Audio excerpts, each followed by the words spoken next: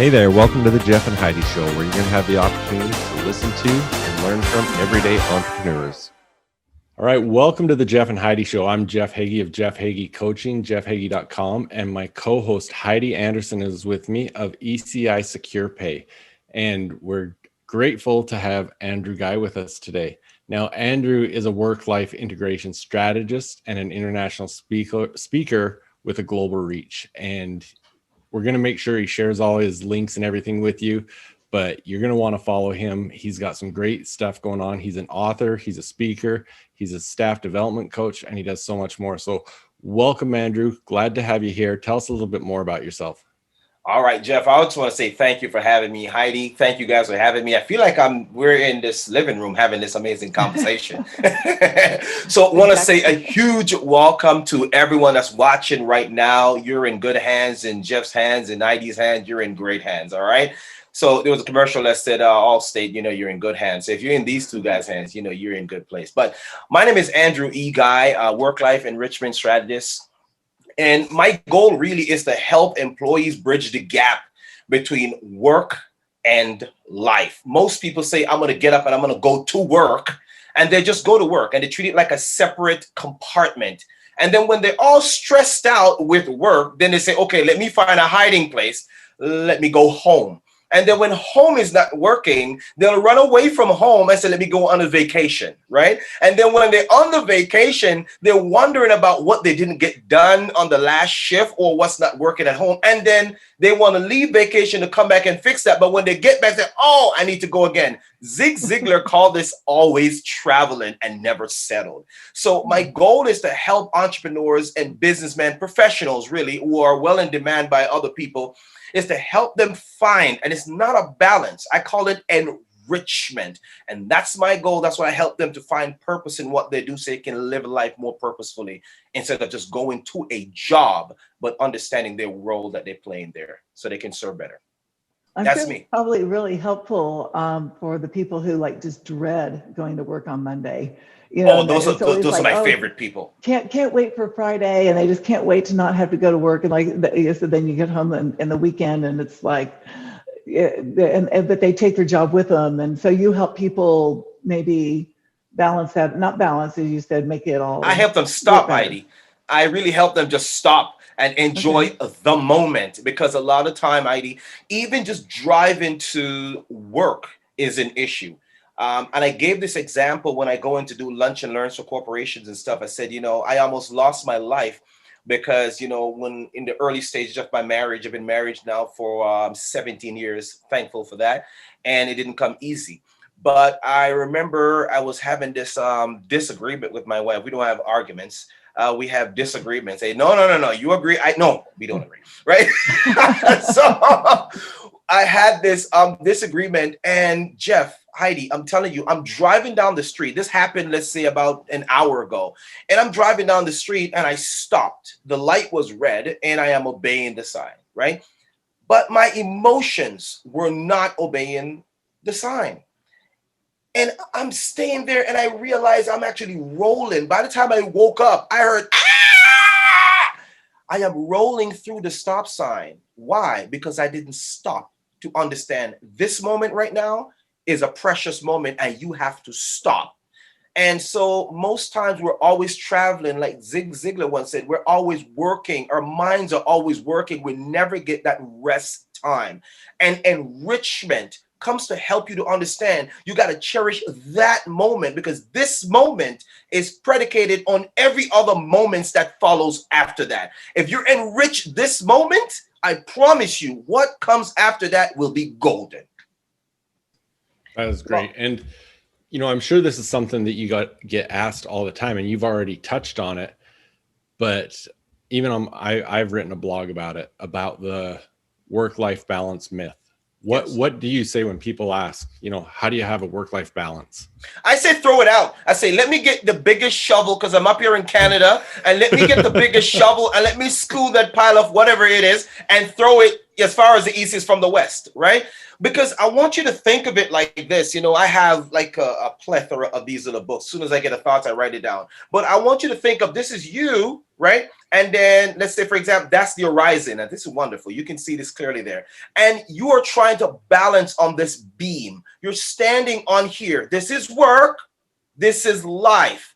How do you balance those, Jeff and Heidi? I got to keep either stay in the middle, stay still, don't breathe, don't move, don't live, just exist. Or I run from this corner, then it's going to tip this way. Oh, I'm giving too much here. Let me run back here and tip it this way. So, oh no, I'm getting the balance. And before you know it, you're like on this little wooden horse, the ones that you see that you go in the mall, right? And you're riding that thing, but you're not going anywhere, but you're working up a sweat though, because to everyone, you're working, but you're not getting anything done. So I want you to get a shovel, and I want you to shovel that stuff, and I want you to throw it as far as the east from the west. Here is what I want you to understand now. I want you to think of this as life. It's a sandwich. So think of life as a bread. How many people, your audience probably like Sub, you heard the commercial back in the day, Sub, Eat Fresh, right? Yeah. I want you to think of it like that. This is what I teach them, Jeff. I said, okay, fine. Your life is just like this bread. And then there is two sides to it.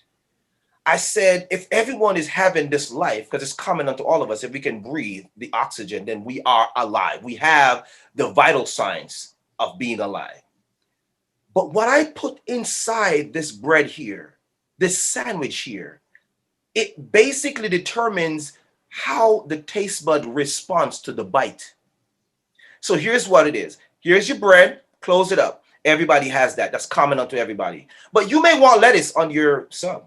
You said, listen, Heidi, listen, man, I got to have some tomato. Jeff said, please throw some of that green on there. And please don't forget to put the meat on there. Whoa, wait a minute. Let's get some ketchup on there, some mustard on there. What am I doing right now?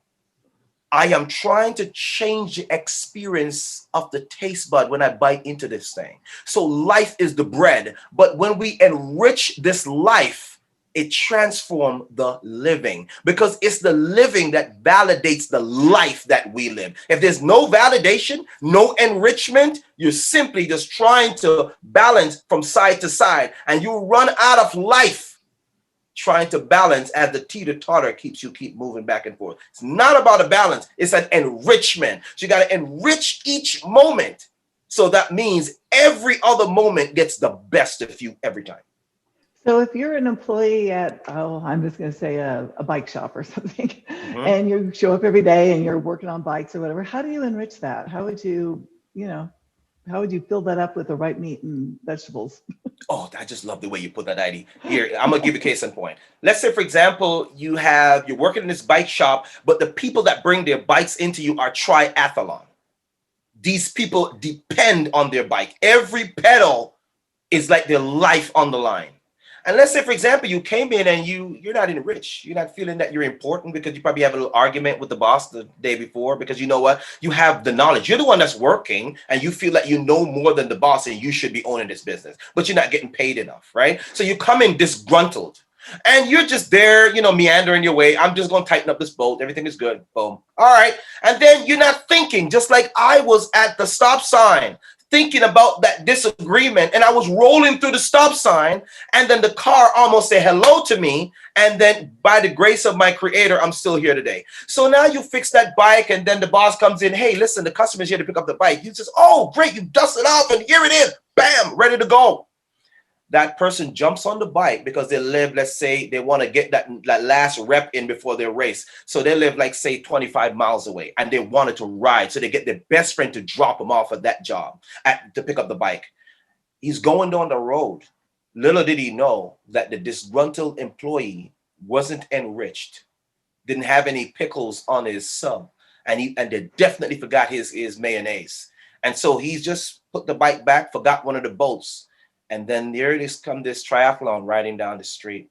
The bolt come loose, and he didn't even get to finish his race. So what do we say to that employee, that disgruntled employee?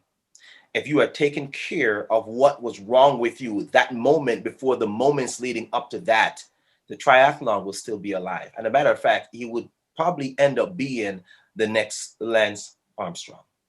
And so our moment of insanity causes a ripple effect in everything that follows after that. You cherish this moment because all you have is it right now. After that, everything is just gravy on the rice.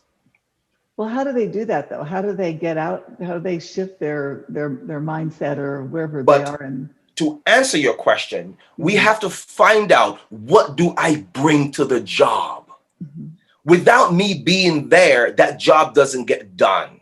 And so it's not about what you have to do. A great speaker once says, is what I get to do. So that means if I come in and I realize, man, I get to do this. I get to work on a bike for a triathlon, and this bike has been done in our shop, and this guy or gal gets out there and races their best race and win, and then gets up on the podium. I want to thank Bike Shop ABCDEFGLMNO I want to thank them for the great service that they did. And the gentleman that worked on my bike, I could not have done this without you.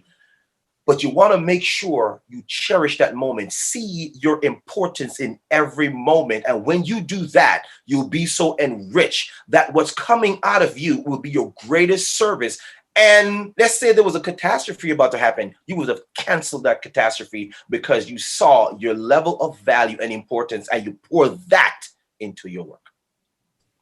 So do you have the boss or the leader in the company? Is it their responsibility to start showing their employees where their importance is and helping them to buy into that?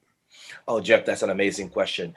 I think one of the most important thing that you can do for any employee is growth and development, professional growth and development, because you have to realize that the employee basically is the seed, right? And the company is the vineyard. And you have all of these different seeds in there. And that's why diversity is so key in every workplace. One of the workshops that I deliver is called What's in Your Toolbox, based on an ebook that's coming out. And I go in there and they're expecting this guy to come there with big eyes and teeth and just all happy. You're talking about me, right? So, and I'll show up with this tool belt, Jeff. And it's like, oh, well, you're not the guy that's on the internet. And I have this hard hat on. I was like, excuse me. And then they call my booking manager. We were expecting Andrew, right? You say, oh, he's there right now, right? So then after I started unmasking and taking off myself, and he's like, oh, dude, I love that. I took off the tool belt and I let them see. I said, you know what? You have to understand what's in your toolbox. Because if you don't know what's in your toolbox, you're basically susceptible of misusing your tool. So the boss needs to make sure that they are not leading, they're managing what they have been blessed with.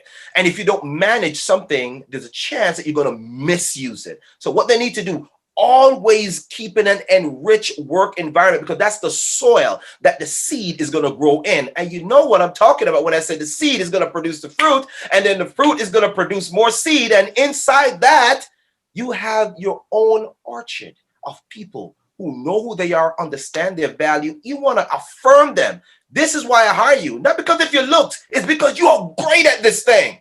And you let them see what they're great at, and you keep encouraging, put more fertilizer at their feet, water them, give them that great stuff, bring in the professional development like myself and Jeff and Heidi to let them see, hey, listen, we're loving on you. And it's our way of saying thank you for being here, because you didn't have to be here. You get to be here.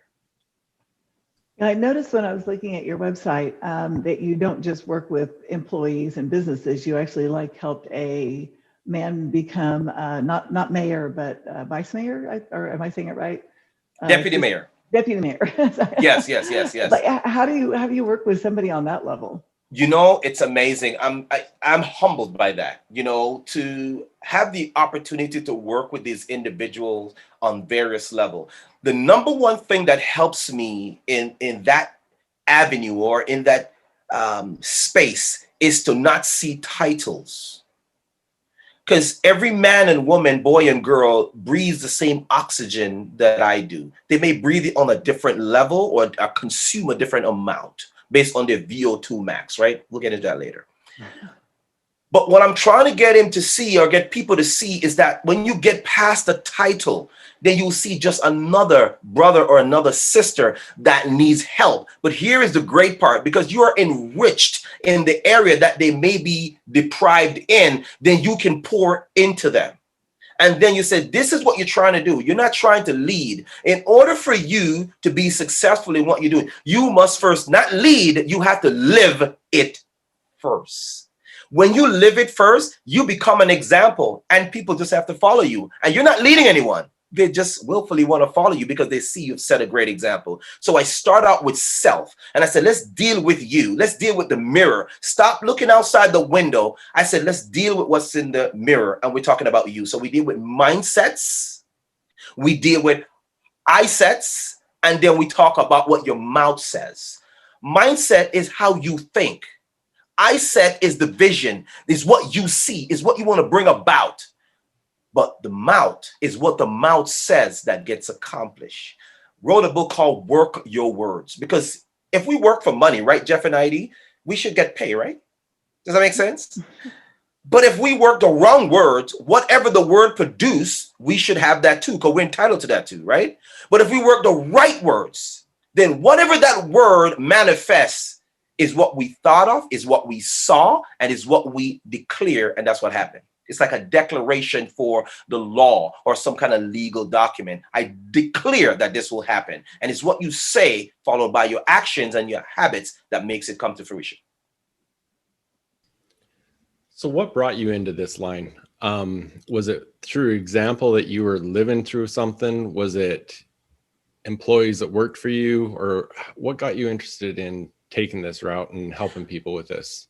You know, Jeff, it's not a popular field, so to speak, because everyone is either doing finance, everyone is either talking about leadership, which I've come to the conclusion that we've spent billions of dollars on the myth of leadership. I'm actually reading this book right now, The E-Myth by my good friend here, Michael Gerber. It's a great book. You got to check this thing out, man. It will give you a couple of uppercuts. But to answer your question is that I have seen so many employees getting bullied. And there's a book that I'm working on. Oh my goodness, it's going to disrupt.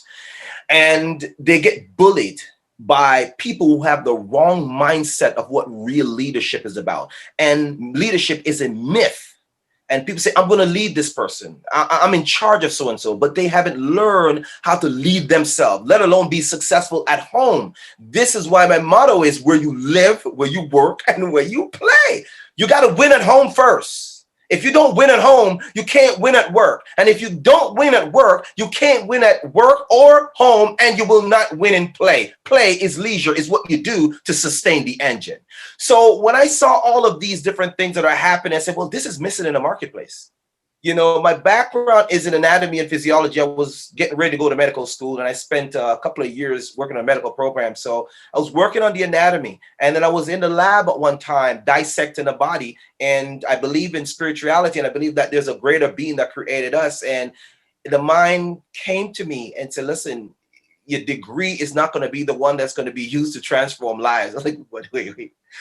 Jeff, there were a couple of cadavers when they're no longer breathing, when they are let's say willfully donated to the place of where we put the incision in and the scalpels get busy. I'm talking about when they're donated by science. They're no longer called dead bodies, they're called cadavers. Okay, so I'm in there and then I'm hearing these voices. I'm thinking I was losing it, literally losing it. I'm like, there are bodies everywhere, and I'm cutting, and then I'm hearing this audible voice. It's like, listen, this is not where you're going to use to transform people. You're going to have to write a book and get people to understand their anatomy and their physiology and use this knowledge to let them know it begins with them. Because everything else we've done, Jeff, we have attained. The body was given to us. So if we're going to be faithful in the few things, we got to start with us. Does that make sense? And so when I started looking at the marketplace, and no one is really teaching this. No one is really teaching people how to win at home. No one is teaching people, listen, you need to manage yourself before you can actually lead people. And you don't necessarily lead if you manage yourself well. They'll automatically follow. I don't go out there and lead people on the internet. I just post stuff and people started following me. So you don't have to lead. It's management that's the key. And that's why I started after the research and realizing that this is what's missing in the marketplace. And I said, I'm going to focus here. But it started with me. And I got into teaching. I taught in Jacksonville, Florida for several years. And I was able to apply this knowledge to a group of kids that they said were at risk. And I was able to pull them out of that mindset, the ones who live in the hood or in the ghetto or the challenges, we call it economic status that is below the norm. And I was able to lift them up with my words and say, this is what you have to do. End up getting Teacher of the Year there just for that, helping them to transform their mindset. And it's not about tooting my horn, because if I stand here and tell you it's all me, you're not talking to the right Andrew. You're talking to somebody else. It's because of knowing what you have to do, seeing the gap that's missing in the marketplace, and decided. And by the way, the marketplace is not a place, Jeff. That's where we're missing it. The marketplace is the people with needs, with disappointment, frustrations, and have dreams that are unfulfilled. And I'm looking for that area. There's a gap so I can fulfill that. And that's why I decided to get into that, because it's missing. I love that you worked with those students. I mean, to me, that is a huge gap still in our educational system here in this country. And it's a shame we can't like clone you and have you be at every school, because even, there's the economically challenged kids, but even some kids that are not economically challenged could really use that way of managing themselves. Yes. And knowing their worth. And I just think we need to clone you. But you know what? No, Heidi, I take that as a compliment, but I try to tell a couple of kids that said that to me before, right? Mr. Guy, I know that you're getting ready to leave. And can we clone you? Can we keep part of you here? I said, if that were the case, then I wouldn't be authentic. And that's why I said, you have to be so authentic and so rare that they will never find another of you in the world again. That's why you have to be your best self, so that the world is getting the best of you every time you show up. And so I use that mindset to teach them, to say, show up with something to write on, something to write with, and I will deliver the rest. And that was what I used to sell them on, just becoming better persons and individuals.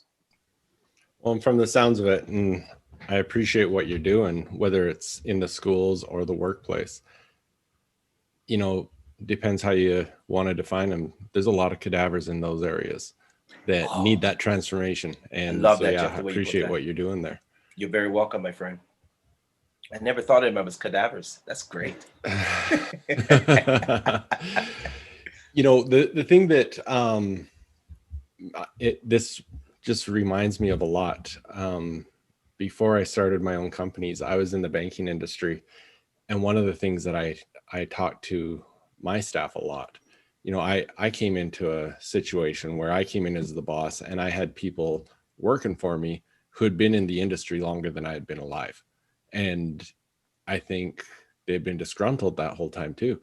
And one of the things I would just repeat to them is, you spend way too much of your time and your life at your place of work to not be happy. You dedicate so much time of your life to that workplace compared to your family, compared to whatever else you love. You've got to be able to find that way to bring joy and have happiness in it. And so find those changes that you need. And so that's why I think what you're doing is so powerful, because who wants to wake up every Monday dreading walking out the door, looking for Friday? You want to get up excited and move. So I guess what I want to ask now, obviously we want to let you share how everyone can contact you and get a hold of you, but someone that's listening that is just in a rut, where do they start?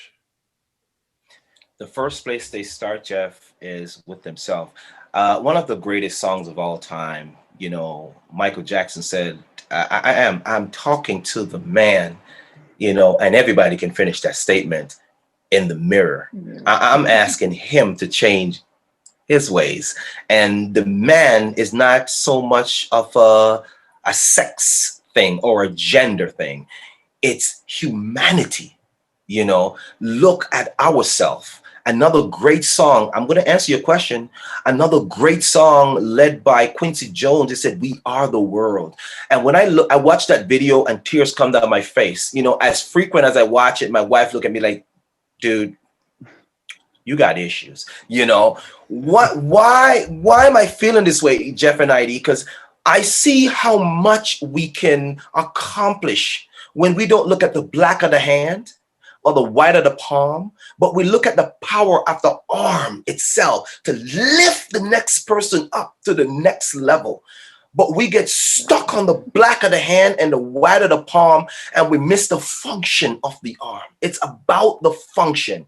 And when we get people to understand that we are the world is not some place that you just happen to meander around and, oh, there's water here, but we don't really know what we're here for. So let's go out of space and start another colony out there when we haven't developed home yet. You see how we get it twisted?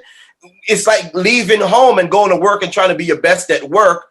But you've left Earth, which is your home, and you haven't fixed Earth yet. But that's another story. But anyway, and the deal of it.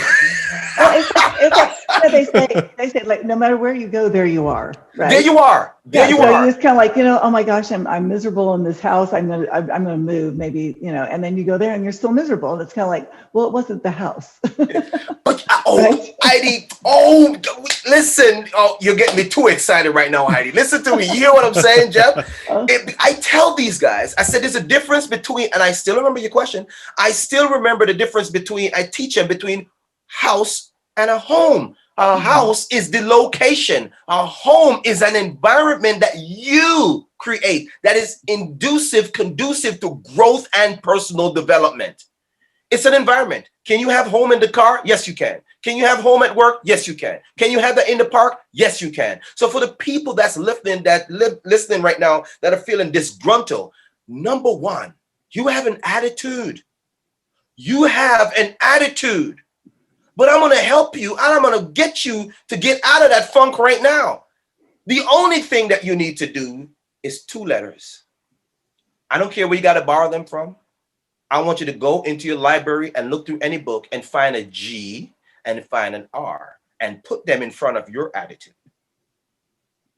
Gratitude. Can I get a witness up in here? Can I get a witness? Heidi, you took off now. You are up in the air. You hear what I'm saying? You're flying, you're soaring, young lady. You need to get the G and the R. You left G and R at home and you show up with your bad attitude.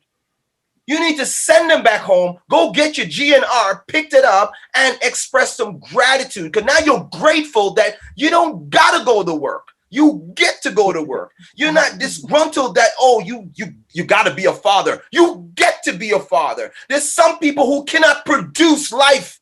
They are trying to adopt and it's not working. You get to do this thing. You don't got to breathe. You get to breathe. And if you don't believe me, go to the ICU and you will see those people struggling on the ventilator, begging, please. They're like, you've seen those people and they have COPD. They're begging you.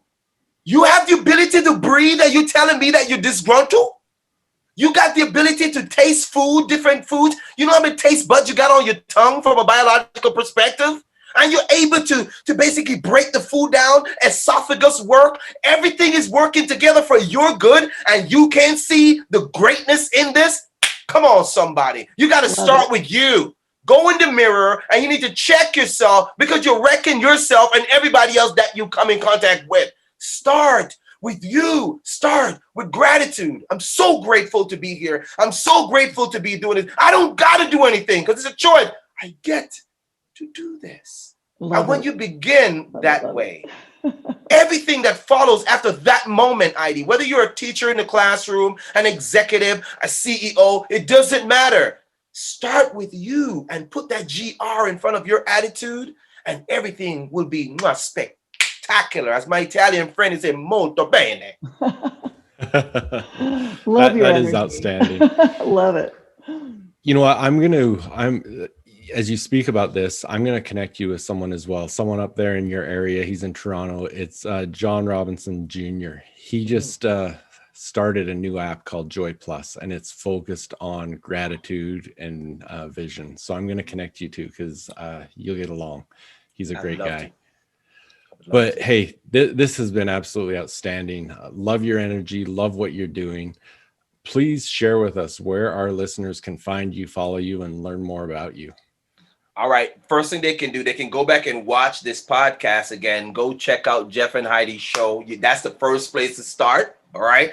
And the next place you can find me is at my home, which is www.andrewguyspeaks.com. One word, andrewguyspeaks.com. I also host a podcast, the Isla podcast. Isla means I am listening, I am ready. That means you got to listen, and then you got to take those listening skills and make them into a practice that you apply to transform your life. So you can find me at the islapodcast.com. That's my podcast that comes on at 8 p.m. Eastern Standard Time. You can check me out there. You can also find me on all the social, and it's at Andrew Guy Speaks. The only place that is different is over there on Facebook, Andrew E. Guy Speaks. Everywhere else is Andrew Guy Speaks. I'm out there on the Instagram. I'm out there on Twitter. I am out there on YouTube. Just follow me. And I'm not leading you. I'm just being an example. You just decide to follow, because it's not about leadership. It's being an example to yourself.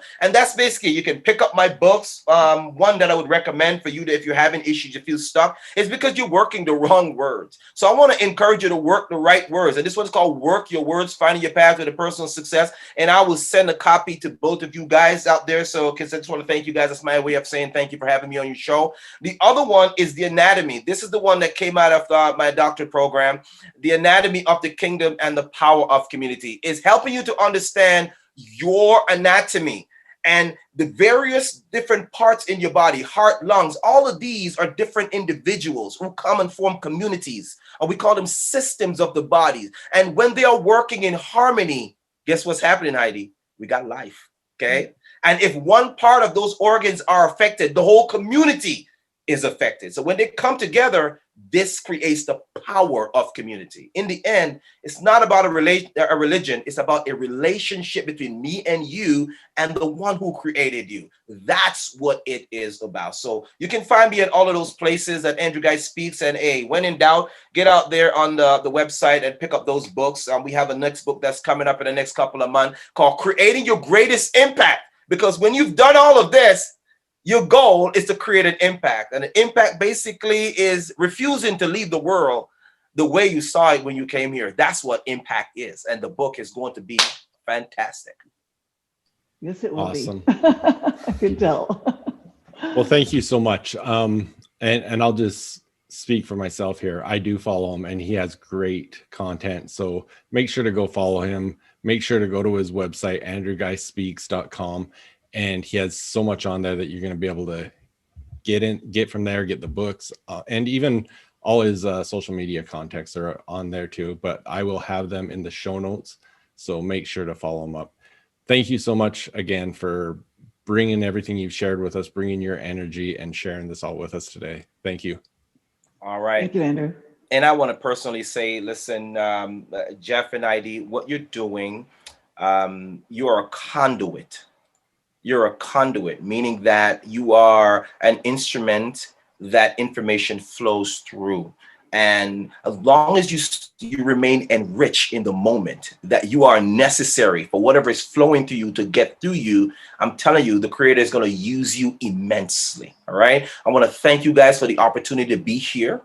I always want to encourage you to keep doing what you're doing, Jeff, because I mean, we connected and it hasn't been 4 or 5 weeks yet, and we're off to the start because like minds think alike. So I want to thank you for the opportunity to be here, and you guys have yourself a fantastic day, a fantastic week.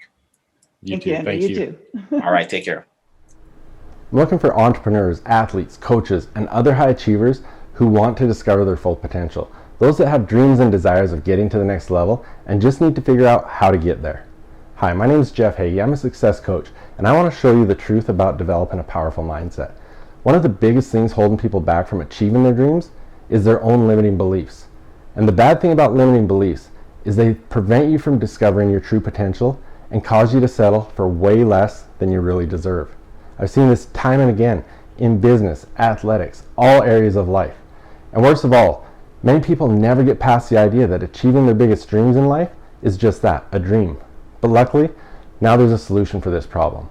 So if you're an entrepreneur, athlete, coach, or other high achiever that really wants to get to the next level, but it just hasn't happened yet, here's the solution you've been looking for. I want to introduce you to High Achievers Mindset Secrets.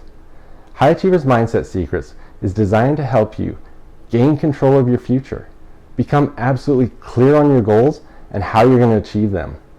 Discover the true potential of what you have within yourself and live every day with confidence. Intentionally live the life you desire and much, much more. From day one, you'll be able to start implementing the strategies that will bring results into your life. High Achievers Mindset Secrets is designed specifically to meet your needs, and there's 3 options for you to choose from. First of all, there's the 6-module course. Over the course of these 6 modules, you'll learn the momentum cycle, the success cycle, and how to make them work in your favor. How to build confidence and self-belief.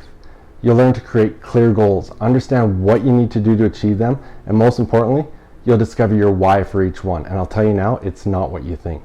You'll learn the power of mindset questions, visualization, and having a vivid vision. You'll learn the difference between a fixed mindset and a growth mindset and how you can change it. You'll understand the importance of proximity as power. You'll create personal development habits that lead to success. You'll create your own personal success formula. You'll also learn the connection of mindset and mental health, the importance of state modeling and mindfulness, and so much more. The second option is the Academy. In the Academy, you get the full 6-module course, plus some specific, specialized one-on-one coaching. In the team program, it's designed for athletic teams, sales teams, executive teams, any team that wants to maximize its potential. Each person on the team will go through the 6-module course, and then there will be some group coaching specifically with me. So again, if you're an entrepreneur, athlete, coach, or any other high achiever that really wants to get to the next level and you're committed to making it happen, you know every day counts. You deserve to be living the life that you want on your rules. You deserve to achieve those dreams, start that business, win that championship, get recruited, whatever that is that you desire. There's never been a better time in history to make a change and take charge of your future. You work hard, you want it bad, you're committed to making it happen. Let's do it now. So get on board with the High Achievers Mindset Secrets, because I look forward to working with you. Get more details at mindset.jeffhaggie.com.